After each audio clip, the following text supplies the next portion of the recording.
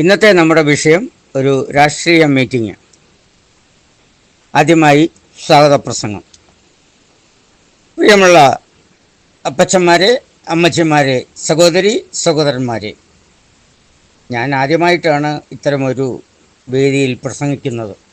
ഈ വേദിയിൽ ദേഷ്യത്തിൽ പതുങ്ങിയിരിക്കുന്ന, ക്ഷമിക്കണം, അധ്യക്ഷ പദവിയിലിരിക്കുന്ന മമ്മുഞ്ഞ് സാറിനെ ആദ്യമായി ഈ വേദിയിലേക്ക് ഭദ്രമായി സ്വാഗതം ചെയ്യുന്നു. ക്ഷമിക്കണം, ഹാർദവമായി സ്വാഗതം ചെയ്യുന്നു.